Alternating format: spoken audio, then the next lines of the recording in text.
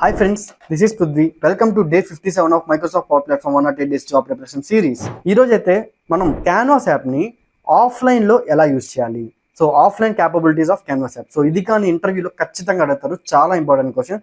ఇంటర్వ్యూకి ప్రిపేర్ అవుతున్న ప్రతి ఒక్కరికి ఈ రీల్ని షేర్ చేయండి. ఆఫ్లైన్లో పవర్ యాప్స్ని ఎలా యూజ్ చేస్తారంటే using save data and load data. So ఈ రెండు ఫంక్షన్స్ని యూజ్ చేసుకొని మనం చేస్తాం.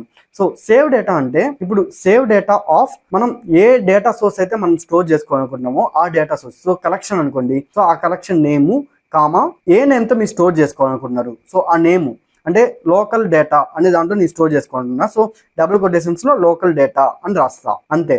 సో ఇది లోకల్ డేటా అని చెప్పి మన డివైస్లో ఇది స్టోర్ అవుతుంది. సో అది కానీ 30 MB దాకే మ్యాక్స్ అది స్టోర్ అవుతుంది.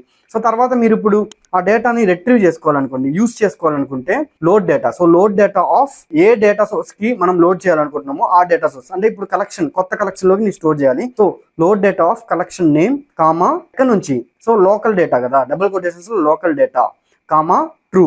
సో ఇలా చేస్తే ఆ లోకల్ డేటాలో ఉండేది ఈ కలెక్షన్ కి మూవ్ అవుతుంది. సో ఈ విధంగా మీరైతే ఆఫ్లైన్ లో పవర్ యాప్స్ ని యూస్ చేసుకోవచ్చు. తర్వాత ఎప్పుడైతే మనకి ఇంటర్నెట్ వస్తుందో సో ఆన్లైన్ లో ఆటోమేటిక్ గా ప్యాచ్, సబ్మిట్ ఫామ్ ఇవన్నీ యూస్ చేసి సింక్ అయిపోతాయి. మీరు కూడా కోడింగ్ లేకుండా డెవలపర్ గా మారాలనుకుంటే మీకోసం నేనైతే Microsoft power platform full course ని డిజైన్ చేశాను. అండ్ డీటెయిల్స్ కోసం ఇక్కడ కనిపిస్తున్న నెంబర్ కాంటాక్ట్ అవ్వండి. కామెంట్ లో కోర్స్ అని కామెంట్ చేయండి, ఫుల్ డీటెయిల్స్ మీకు డిఎం చేస్తా.